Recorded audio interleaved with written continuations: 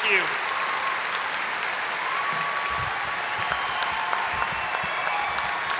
Thank you. Hello, friends. Thank you. Mike. Let me start by thanking our Board of Trustees, Mr. Elliff, Mr. Sashry, our principal, his staff, and most importantly, our teachers, who over the past 4 years have become much more than that. They're our role models, our mentors, and our friends. And I'd especially like to thank all of the guardians and family members who had the love and patience to help us get to this point today. For me, it's been my parents and my extended friends and family, but most importantly, my sister Mecklin. She's been there for me for as long as I can remember. She's truly my best friend. I love you, Sissy.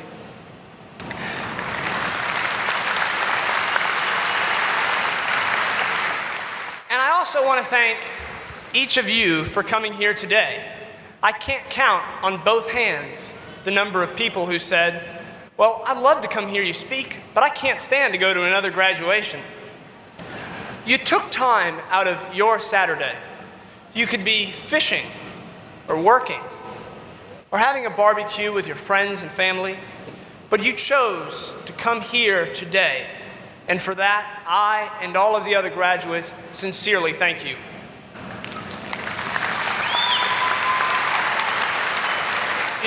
You know, there are so many things in life that we take for granted. And it often feels like graduating from high school is one of those things. I mean, high school graduation rates are around 80 to 90%, depending on how you look at it, so why not take it for granted? Well, I didn't know the answer to that question, so I went to try to find out. I started to call people in high school that I didn't know very well to ask them about their life and their struggles through high school. And it was truly one of the most amazing things I've ever done. Did you know that among the Tigers graduating today, there is a person who lost their father to lupus during high school? They lost the care and guidance that a loving father brings. Their family suffered through the financial problems that hit a family when they lose their primary breadwinner. And in spite of that, today, that person is a Carroll Tiger graduate. We have a person graduating today who lived in a home environment with an alcoholic and abusive parent until the parents finally got divorced and left that student with very little guidance at all. And in spite of that, today, that person is a Carroll Tiger graduate. We have a person graduating today whose father lost a good job, and in today's economy, that student had to go find a job and work nearly 40 hours a week in addition to attending school. And in spite of that, today, that person is a Carroll Tiger graduate. We have a student who was stricken with a horrible disease that required painful stem cell transplants and a long period of treatment and recovery. And in spite of that, today, that person is a Carroll Tiger graduate. I could go on and on about the individual stories of each of these graduates. The fact that there are so many young adults who have endured so much and still had the drive to keep up with their schoolwork and do well enough to pass is truly a miracle. So thank you all for taking the time to be here and honor the 2011 graduating class of Carroll High School. And as each name is called out and each person walks across this stage, I wish we could know the personal details of that person's life and the struggles that they went through to be here. But since we can't, please keep in mind that it is much more than a printed piece of paper and a quick handshake. It marks the end of a chapter of the incredible story of a tiger who refused to be bested by adversity and earned the right thereby to move on to an even greater chapter of life. As a lot of you may know, I have pediatric bone cancer. It's a particularly wicked cancer that's been a part of my life since just after 7th grade. I don't usually talk about it very much, but I wanted to talk about it with you today because there are some great things that I've learned that I don't think I could have ever fully understood had it not been for cancer. And I want to share them with you because they've become such a great blessing in my life, and I hope that they can become a blessing in yours as well. By the time I got to MD Anderson Cancer Center 2 years ago after I was diagnosed, I had a pretty solid idea that this was unfair. I was being picked on. Why did I have such a sorry lot in life?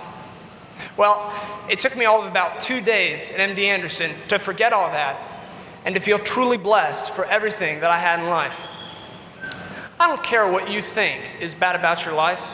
If you go spend a day at MD Anderson, you will fall down and thank your God for all the blessings in your life. Blessings that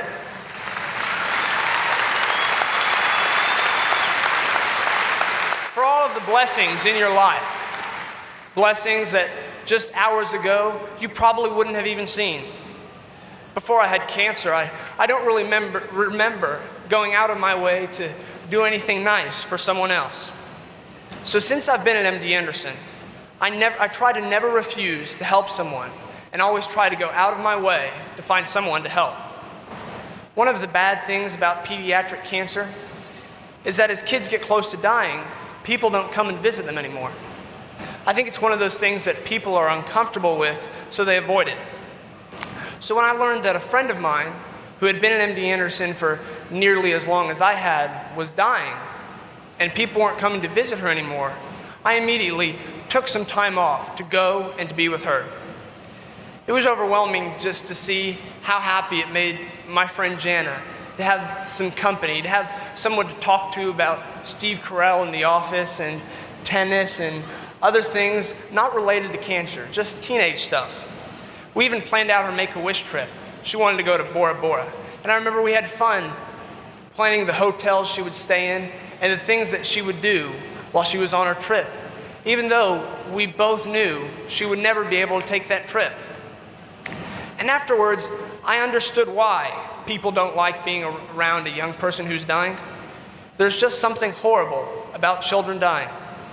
But I can also tell you that no matter what the cost is to you personally, there is no greater feeling than helping someone who's in a bad situation who has no one else to turn to.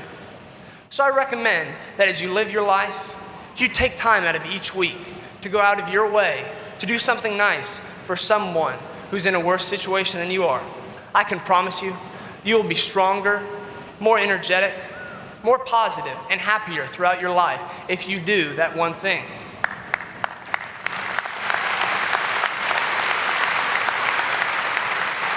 The second thing that I've learned from cancer is not to judge people. You know, Carroll has an incredibly diverse student body, and I think our diversity is one of our great strengths. But it also has a tendency to push people into groups. And sometimes one group doesn't understand another, so therefore they don't like them or are afraid of them. I remember one time I was in the bathroom at Carroll and a guy came up to me and said, "Are you James Ragan?" Well, I turned around and it was a rough-dressed young man who I thought could have been a gang member. I immediately thought that there was going to be trouble and all of it was going to be mine. He then asked if I had cancer, and I told him yes, and he told me that he did too, and began to ask questions about my portacath and did it hurt when it was implanted. Well, I told him everything I could about my portacath and showed him it implanted in my chest where I received chemotherapy, and told him that they have so many drugs that can help him get through the chemotherapy and survive, and that he would get through it just fine. When he was in the hospital, I took some of my friends to go visit him to let him know that people still cared about it. Most of all, I found a friend that I wouldn't have found had it not been for cancer. So the second thing I want to recommend to you is don't be afraid of people who are different than you. Don't be mean or judgmental towards them. The truth is that on the inside, they probably want the same thing we all want, some security and for someone to be nice to us. So after you cross this stage and take your Carroll Tiger pride out into the world, go out of your way to be nice to people. Because after all we really have in this world is each other. One last thing that cancer has taught me Almost everyone who has the type of cancer I have dies. The 5-year survival rates are a little less than 10%, and they're afraid to tell you what happens after those 5 years. I can tell you that if you get a scan every 2 months, where there's a 9 out of 10 chance that the doctors are going to come back and tell you that you're at the end of your road, you quickly learn to appreciate every minute you have. And I'm not talking about the minutes that you spend healthy, doing things that you love to do. I'm not talking about the minutes that you spend playing for a state championship. I'm not talking about the minutes that you spend out on a date with your girlfriend. I mean every minute. I'm talking about the minutes that you have to fight to walk 10 feet the day after doctors have removed a portion of your leg and replaced it with metal. And you hope that the next day you'll have minutes to try to walk 12 feet. I'm talking about the minutes that you have to do breathing exercises that make your lungs scream the day after doctors have just removed a huge chunk out of your lungs.